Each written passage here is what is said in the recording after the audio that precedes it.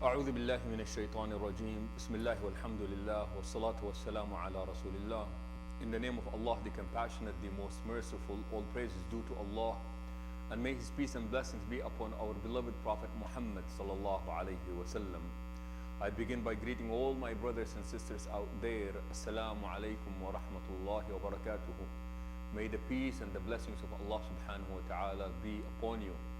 And I begin by hoping and praying and wishing that all of you and your loved ones and your families, your neighbors, and our brothers in our community, our brothers in faith, and our brothers in humanity are all doing well and are in the best of spirit and the best of health.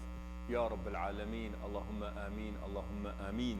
In these difficult times, may Allah subhanahu wa ta'ala ease it, Ya Rabbil Alameen. If any of our loved ones is not feeling well, may Allah grant them a speedy recovery.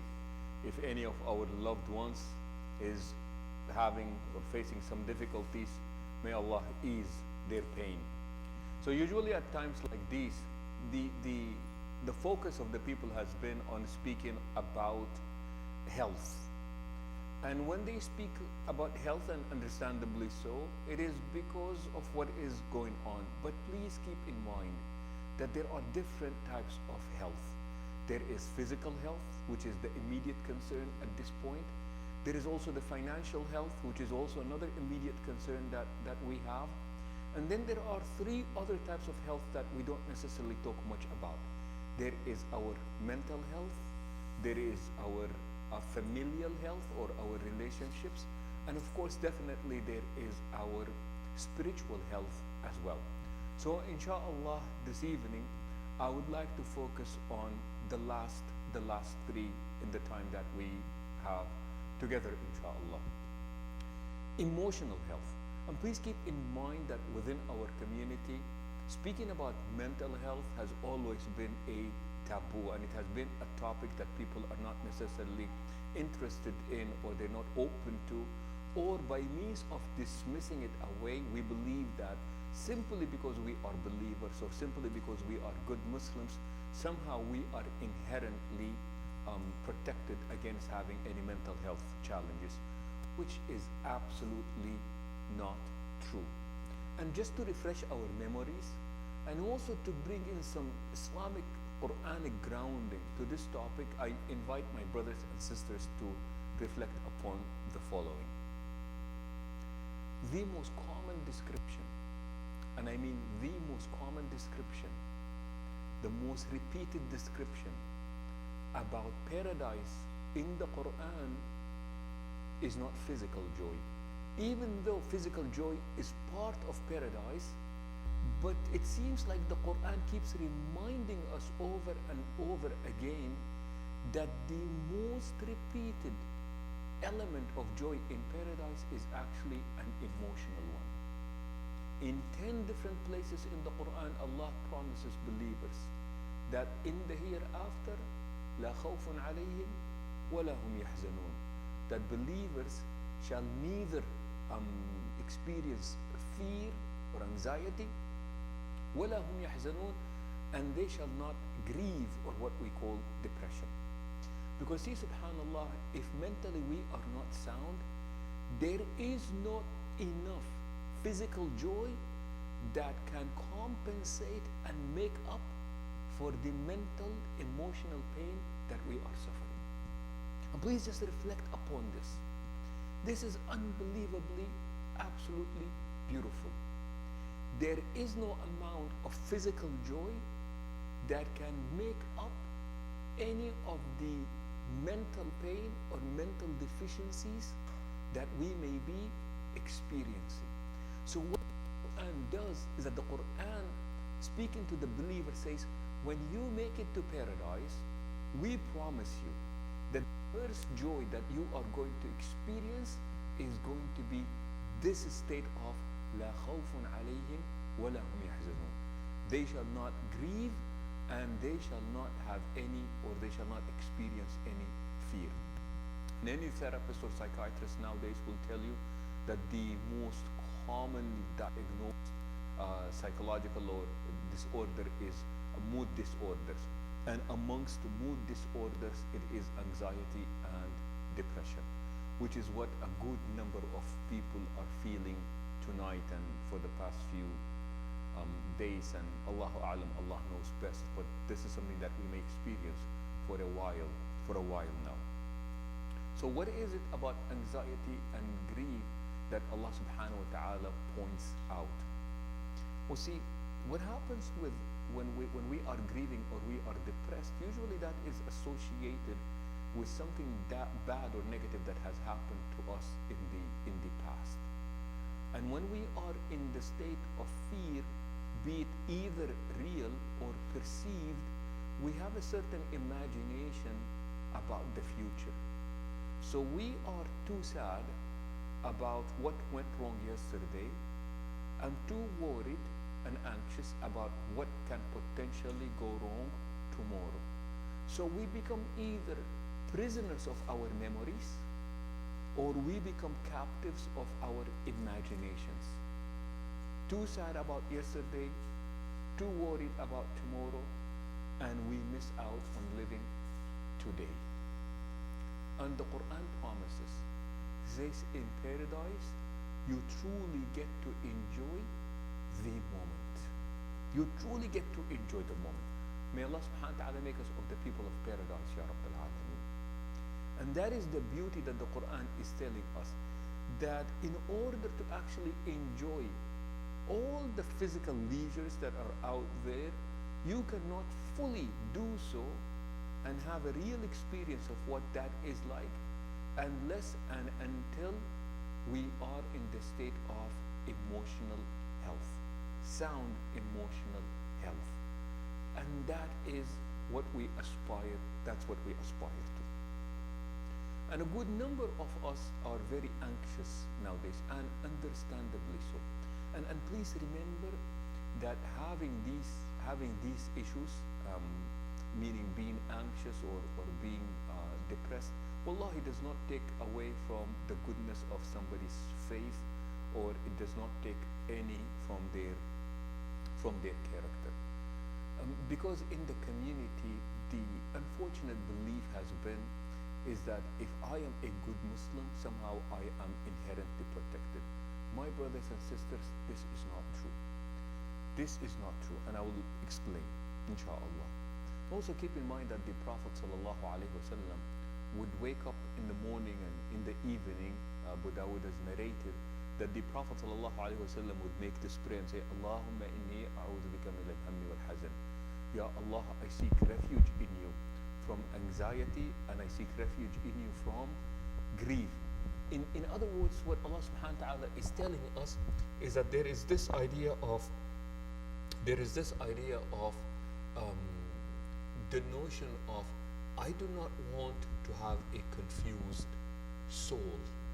I do not want to have a confused mind, especially in times like these. I want to be settled. I want to be grounded. I want to be in the state of a sound mental health. So the Prophet ﷺ would make this prayer early in the day and then also in the evening, and the Prophet ﷺ would lead us to this. So again, going back to this whole idea of, if you're a good Muslim, you should not be feeling any of this. And we would say, please, my brothers and sisters, that is not necessarily true.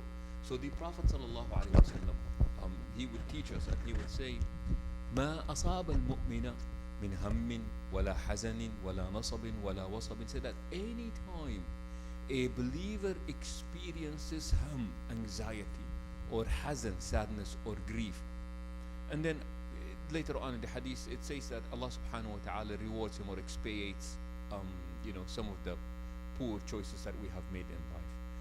But the key word here is that the Prophet sallallahu alaihi wasallam is telling us that a believer may actually experience these things. And nobody objected by saying, wait a minute, if they are a believer, they should not be experiencing this. The Prophet ﷺ is saying that truly a believer may experience these things. So that does not take away from this. Why is this dangerous? If we tell people that their mental health issues are caused by their lack of religiosity or practice, then what happens is we are really promoting that people ought to suffer in silence. So if I were to come to a brother and sister and say, look, I've been depressed lately, and that person tells me that all I need to do is to pray or read the Quran, and by no means this is to downplay the importance of prayers or reading the Quran. What happens is that now I am told that my emotional pain is caused by my lack of religiosity or by my lack of practice, which is not true. See, a believer can be very tender in their heart and very troubled in their mind. And we know many people like this. Tender in the heart, very soft, very nice, very gentle, connected with Allah subhanahu wa ta'ala, yet at the same time also troubled in their mind. So it is okay for a believer to experience anxiety. It is okay for a believer to experience depression. In fact, anxiety and depression is just part of life. As Allah subhanahu wa ta'ala tells us in the Quran, لَقَدْ خَلَقْنَا الْإِنسَانَ فِي كَبَدٍ. He said that man was created, and in merely because you are created, you shall face kabad, difficulties and challenges. However, what happens is that religion gives us enough tools as preventative measures. Religious gives us enough tools that even when we are anxious and afraid, we're not paralyzed. Religious gives us tools that when we are depressed, we do not go into despair, where we say that depression is acceptable, despair is not acceptable. To be afraid and to have anxiety is natural, to be paralyzed is unacceptable. And making it more relevant to what is happening nowadays, please keep in mind that anxiety is the result or the reaction that we have as humans to uncertainty, because we are afraid of that which we do not know. And the tendency here is that when we are afraid and we do not have a clear idea of what is coming, what we usually do is that we absolutely expect the worst. We expect the worst, and that in itself is not the problem. We expect the worst, and we start living it, and we start experiencing it, even though it has not happened yet. And that is a catastrophe. It's okay to expect, and so that you can make assessment and you can plan accordingly, but to actually expect the worst and to start living it, it takes away from today, and neither will it be good in the future. And there is that saying, some people, they say that they start trying to deal with a headache that they have not gotten yet. So again, that takes away from us. So the point here is that if you have been feeling anxious lately, that is natural. If you are feeling guilty, that I thought I was a good Muslim, I thought I was a practicing Muslim, but the level of anxiety that I have been feeling, I do not feel that it is befitting to what I thought my level of religiosity was, then again, please remember that this is okay. And please keep in mind also that fear is natural.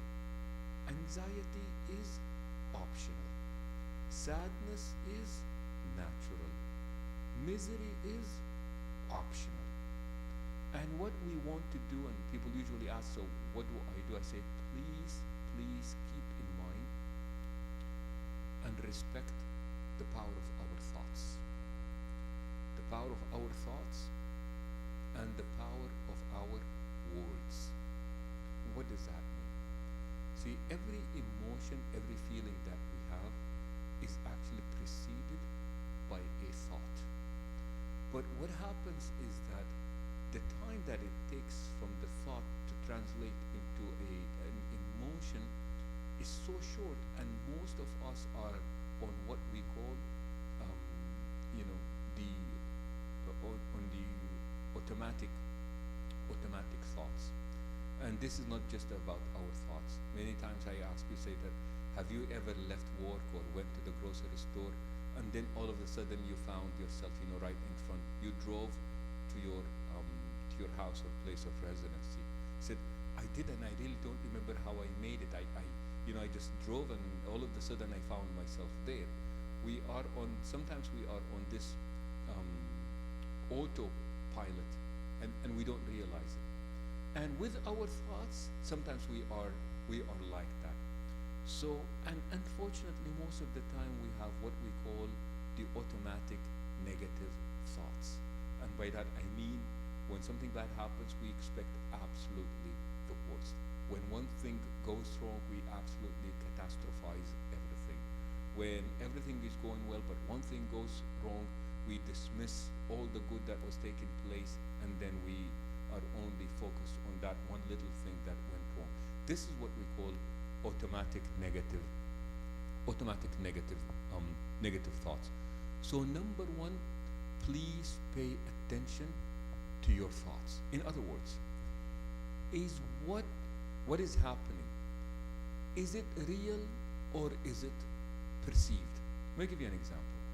So it's night and you are sitting with your maybe people are sleeping, and then you hear a sound downstairs. And all of a sudden you become very anxious, your heart is beating very fast, and you start sweating, and you start shaking, and you're shivering because you believe that somebody is downstairs. And you wake up somebody, and you go and look and find out that it was actually maybe a pet, maybe it was the cat, maybe it was the wind, and you are all relieved at that point. But here is the thing, subhanAllah, which is really, really amazing. Say that our bodies and our brains react to certainty, they don't necessarily react to accuracy. And that's really beautiful. And it's really important to get these concepts. Our brains and our physical reactions, we react to certainty, we do not react to accuracy. Meaning that when I heard that sound downstairs and I felt that there was somebody there, a burglar or somebody to do us harm, my mind and my body reacted to that which I perceived to be certain and not necessarily to that which was accurate. And the point I'm driving here is that pay attention to the power of your thoughts. Secondly, pay attention to the power of our words. My brothers and sisters, words are important, and especially nowadays, especially for parents who have young children. Because remember, as parents, we control the temperature in our homes. And I'm not talking about the climate temperature, but I'm talking about where everybody is emotionally, that is. So if the parents are relaxed and they speak a language and a tone that reflects calmness, it will reflect positively with calmness and relaxation on the children. And if we use a tone that is anxious, that is negative, that is full of fear and anxiety, then that is also going to have an impact on the children. Please remember that you control the temperature in your household. And what you want to do is that make sure that the temperature is where it needs to be. I am neither exaggerating nor am I minimizing, because minimizing would be very irresponsible, and exaggerating would also be very damaging. And what I want to do is that I want to be emotionally intelligent, where I keep that level of the temperature where it needs to be, and that level of temperature is adjustable on daily basis, and sometimes several times a day I need to go either up or down. What does that mean? Wash your hands. I would say gently. But when we go out and we come back, then I'm very insistent, I'm very emphatic when I say wash your hands, simply because of what is going on. And what happens at that point is that we know that we are dealing with somebody who is emotionally intelligent in that sense. So, excuse me.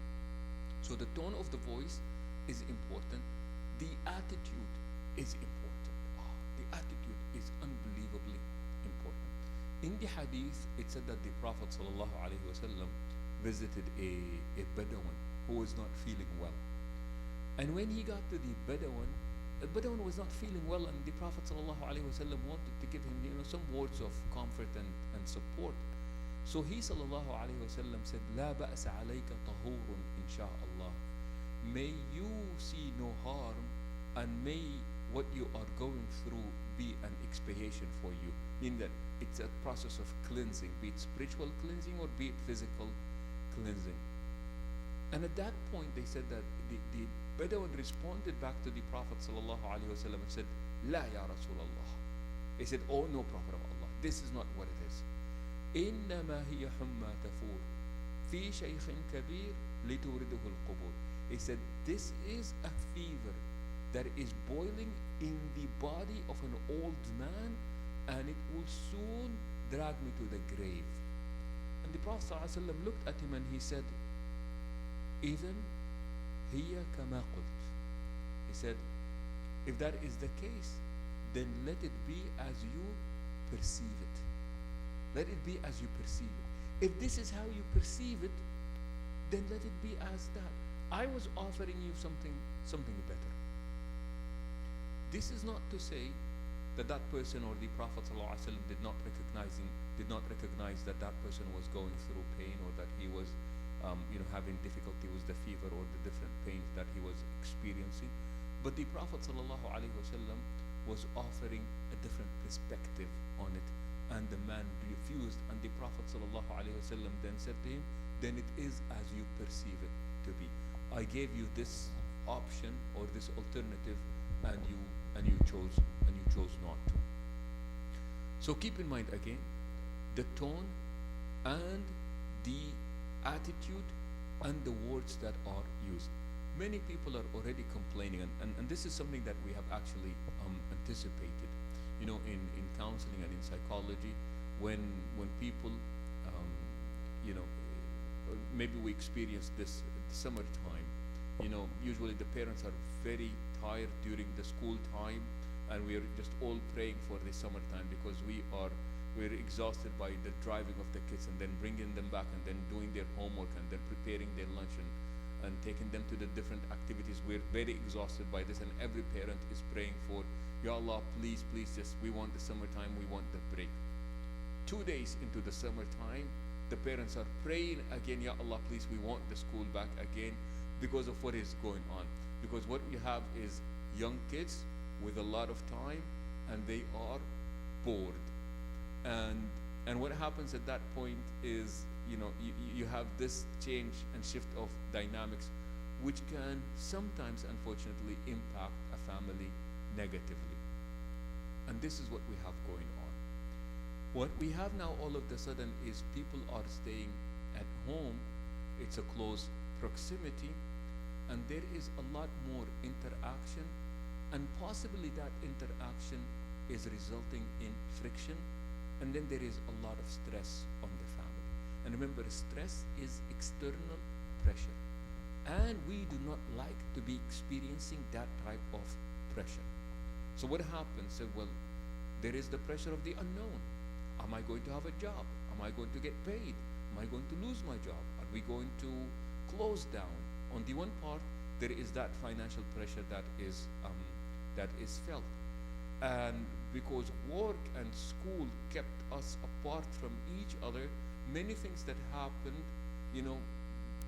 they were, because we went to school, we never experienced each other for that long and that close.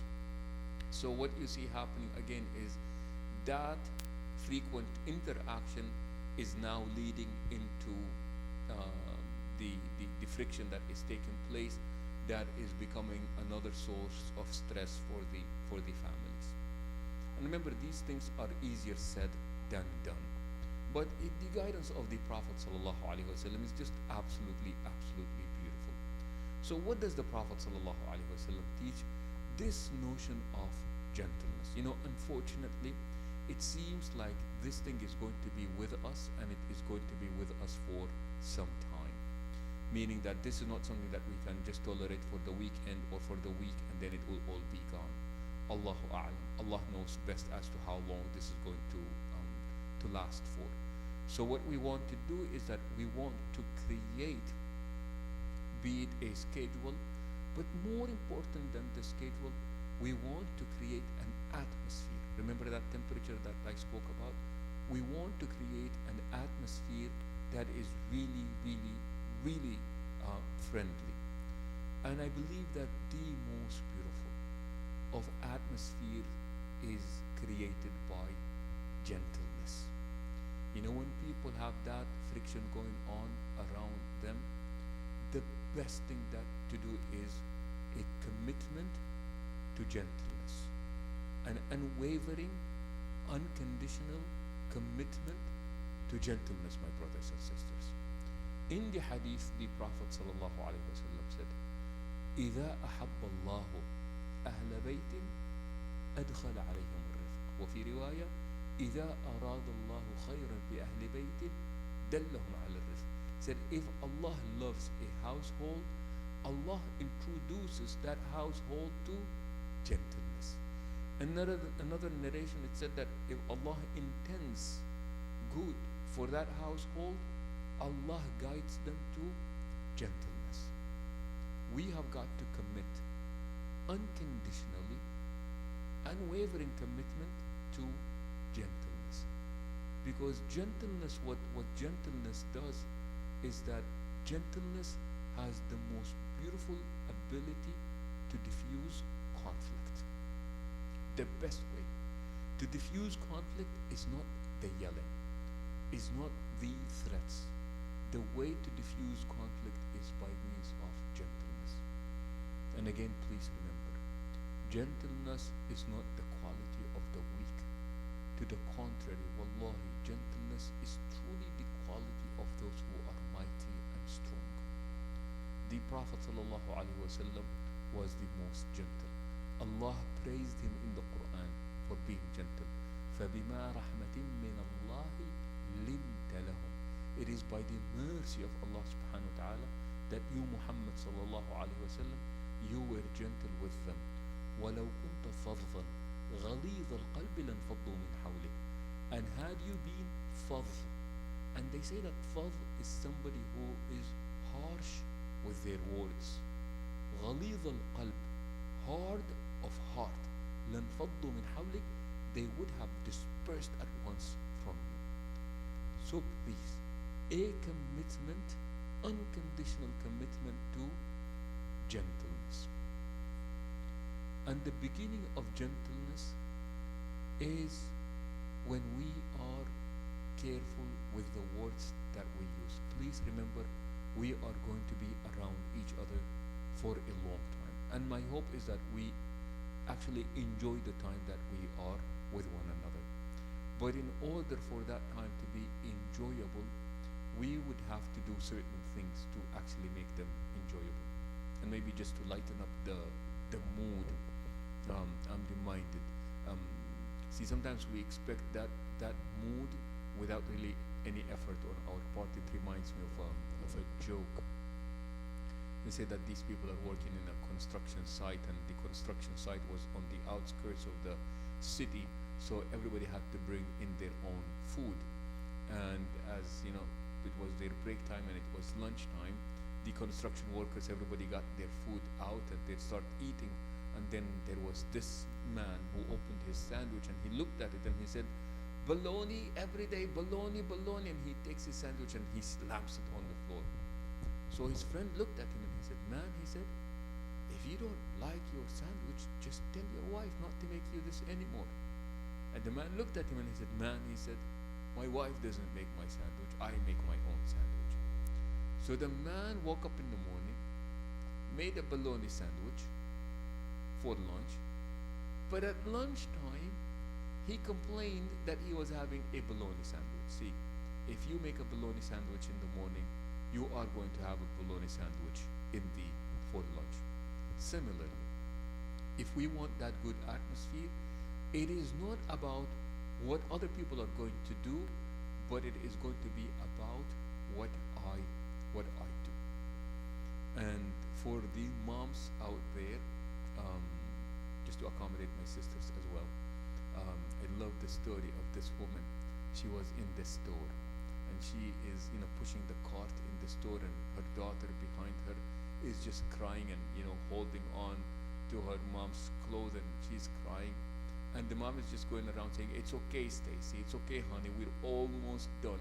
And the girl is just not listening. She is crying and she is having a tantrum, and mom is just peacefully just pushing the cart. "It's okay, Stacy. It's okay, honey. We're almost done. Few more items and we will be on our way." And the girl is crying, and the more she cries, the more the mom will be saying, "It's okay, Stacy. It's okay, honey. We're almost done." And there is this man. He starts admiring how calm the woman is. So when she checked out, and they're on their way, and the daughter is still crying, he went to her and he said, "Ma'am," he said, "Mom," he said, "Ma'am," he said, "I really admire the way that you dealt with your little Stacy. No matter what she did, you just kept saying, 'It's okay, Stacy. It's okay, honey. We're almost done.'" And at that point, the mom started laughing. She said, "She's not Stacy. I am Stacy," she said. And what she did at that point is that she was talking to herself. She said, "It's okay, Stacy. It's okay, honey. It will be over, inshallah, very soon," and what have you. Again, the point I'm trying to make, and we're almost here out of time, but what I'm really hoping to do is, please remember, if you're feeling anxious, that is absolutely natural. It's okay to be anxious. And we are anxious because anxiety is the natural human reaction to uncertainty. So that part of it, please do not guilt yourself for feeling this. Now we bring in the spiritual element. And you've got to appreciate the teachings of the deen. And like we said, the deen never promised and say, because you're a good believer, you are inherently protected against this. So now what the deen does, that the deen gives us these tools to help us. Reliance on Allah subhanahu wa ta'ala. This unconditional belief that Allah is always in charge. These beliefs, and inshallah, when we start the more of these talks we do, we're going to have a class on the psychological impact of the names and the attributes of Allah subhanahu wa ta'ala, and how that is our relationship with Allah actually calms us down. One beautiful thing about the Quran, and as I always tell my brothers and sisters, and I remind them, I say that the Quran is a very brave book that is unfortunately read by a lot of cowards. So what happens is the Quran has this in 53 different places. You will find the Quran speaking about al-hayat al-dunya, this worldly life. And I find that to be incredible. Why is the Quran speaking about al-hayat al-dunya, the worldly life? Like I said, in over 50 different places. Because they say that the way we see life determines how we live life. So what the Quran does in 53 different places keeps telling us about what life is all about. So that the more you see of it, or the better perception you have of it, then we are able to engage with it in a very realistic, pragmatic way. So life is not ugly. To the contrary, life is beautiful. But the Quran tells us it is temporary. The Quran also tells us that it is short. The Quran also tells us that it comes with difficulties and so on. But this is where now we want to pull in and employ these spiritual tools that we have. You know that we've been receiving questions, so let me see if we can go to these questions. Okay. One question here says,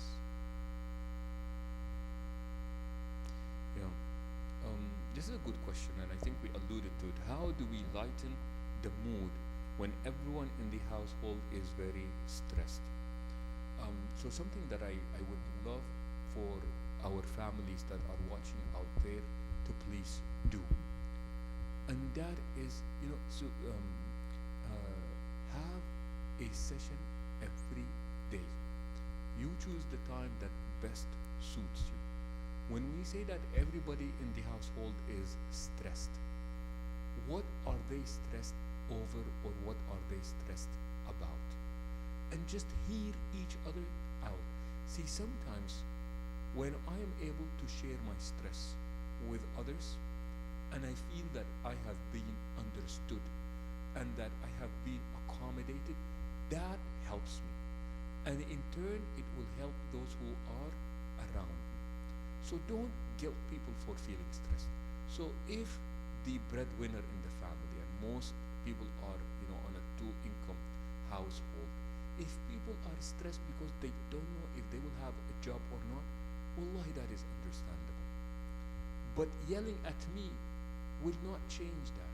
And me yelling at you will not make the situation better. So come from a place of understanding. For example, the kids are bored, and rightly so. It really is boring. So we are left with the options of they're going to be watching TV, they're going to be playing video games, or going to be fighting and picking on each other, which is just going to drive the parents crazy. So we say, well, you don't watch that much TV and you cannot really play that much video games. Well, what alternatives do we have? I'm not saying that you're wrong about wanting to limit the time of TV and video games. That's not wrong. But now the question is, what alternatives do we have? And for this I say, it is now time for creativity. It is now time for just coming up with different activities. I love board games, and remember, what works for some families may not necessarily work for other families. Developing better habits, making sure that there is a schedule in the day, because unfortunately most of us, we wake up and we just hope for the day. And even for the kids who are learning online, it will be another few weeks, and then that is going to be over.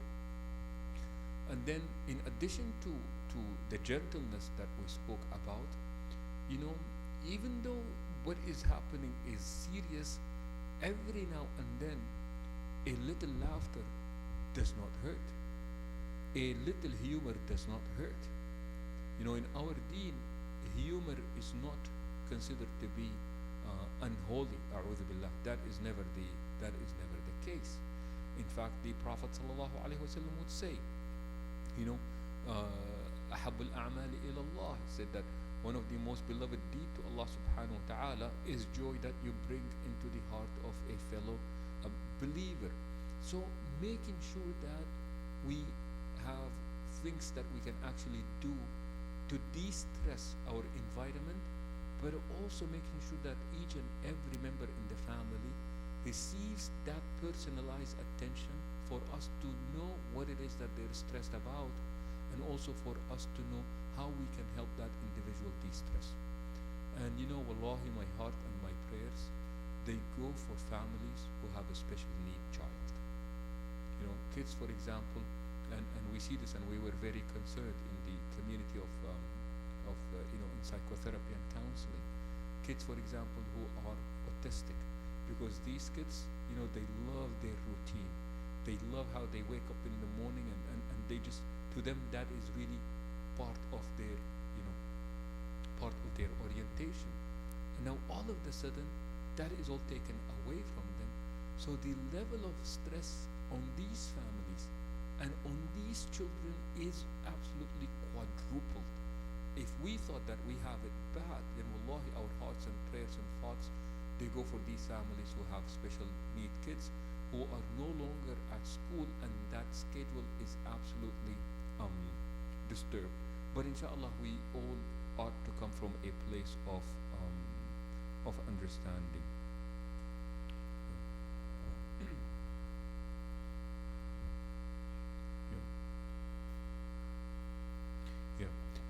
Another question, speaks about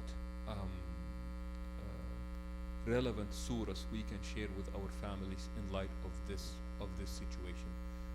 Please keep in mind that what we want to do right now is, we want to have congregational prayers to be part of our daily activities. We want, again, sometimes this is easier said than done. We also want to make sure that somehow, in addition to the congregational praise, and what part of doing this, by the way, is to see if we can create a family activity around these types of talks. And inshallah, soon we will be starting classes. We'll be starting a support group classes for parents, and support group classes for teenagers, and so on. But developing good habits, and by developing good habits, and inshallah one day we will have a nutritionist or a dietitian that will be coming to speak to us. Developing better habits as far as health habits, exercise habits, maybe just decluttering, for example, and finding these things. And part of these habits that we want to develop is creating a healthier sense of spirituality, making it a point that, you know what, in the meantime, or in this week, we are planning to learn 1, 2, and 3, these different surahs. We will read the translation for them. We will improve our Quranic recitation. Maybe some of us who are able and capable of memorizing, maybe inshallah some of them they can memorize as well. And our last question is actually a written one. Don't worry, nobody's at the masjid, but it was handed to me by the person who is helping with the technology here. So I don't want anybody to be making their way to the masjid, please. The question says, what can you do if you miss the masjid and you miss the community too? You know, subhanallah, one of the saddest moments is to come to the masjid on a day or at a time knowing that the masjid is going to be full, or knowing that the masjid is going to be, it's Isha time, it's Maghrib time. That's when you see most of the brothers, and maybe the kids meet the kids, and for the sisters who come to the masjid, this is when we get to see each other. And we miss out on this. And may Allah subhanahu wa ta'ala bring that day back very soon, Ya Rabbil Alameen, and that we get to enjoy our masjid again and be the guests of Allah in his house, and meet with our community members. We may not be seeing them physically, but these are some of the tips that we can do. If there is a community member out there that you truly feel, love and closeness to them, please keep them in your prayers. Wallahi, please keep them in your prayers. That is one way of keeping that connection alive. Keeping the people in our community in your prayers, preferably by name. That is one of the most beautiful, the most Islamic things that we can do. Secondly, the checking up on them. And I've been hearing some beautiful stories. And inshallah, one thing that I would love to do is every time I personally conclude, I'd like to conclude with something that is positive, because throughout the day we've just been exposed to negative news. And unfortunately, in our community, a lot of us rely on WhatsApp, and there is just like you get the same message a bazillion times because you belong to this group and that group, and then your family members, and then your brothers, and then your sisters, and we are just inundated with just a lot of negative news. So what we want to do is we want to make sure that we also have our fair share of something positive that is going on. I make it a point that, whenever there is time, actually, subhanAllah, I really love to make the time that I go through my contacts and I say, I am going to check on this brother today, I'm going to check on this sister today. And I know that we had a family, a community member who was not doing well. It was a lovely sister, subhanAllah. I taught her kids, and she had cancer, and she got treated, and I lost contact with her, and I said, what, I wonder how that family is doing. So I called and I said, how are you doing? She was telling me about, how the cancer came back, and now she's going through the chemo, and she was very grateful that somebody is checking up on her, but you feel that level of appreciation. You say, thank you for checking up on me. It's just really nice when we do this to each other. So please just do that. And I'm not talking about the people that we talk to every day. I'm talking about friends that we have not seen, community members that we have missed. So my positive story to conclude the evening here tonight, inshallah, is in the midst of what is going on, you know that a lot of people are suffering financially. So I love the story of this landlord who went to this single mom that was renting a house from him. And he went to her and he said, you know, I know that you are going through some rough times, because she was in the service business that is being closed and the hours were absolutely reduced. He said, I know you're going through some rough times. He said, and this is why this month I'm only going to ask you for half of the rent. And in addition to that, I will give you back half of your security deposit so that you can make ends meet. I love people like this. Allah, you've got to love and appreciate people who do these things, because they tell us that the world is still a good, beautiful place. It's not about just people who are, you know, price gouging and no, man. There are really, really good people out there who are, you know, doing little things. The 80-year-old grandmother who's being knitting face masks to the best of her ability and just putting it out to the neighbors. This is an 80-year-old woman. She said that there isn't really much I can do at my age, but she just, you know, she knits one and she just gives it out to the neighbor. And I think the more stories like these we share, I believe that inshallah the more positive atmosphere that we create. And once again, I pray that Allah subhanahu wa ta'ala protect us all, Ya Rabbil Alameen, protects our families, our loved ones, and our neighbors. May Allah subhanahu wa ta'ala protect our brothers in faith as well as our brothers in humanity. Jazakum Allah khair, and thank you for allowing us to spend this hour with you, and may Allah bless you and bless your families. Assalamu alaikum wa rahmatullahi wa barakatuh.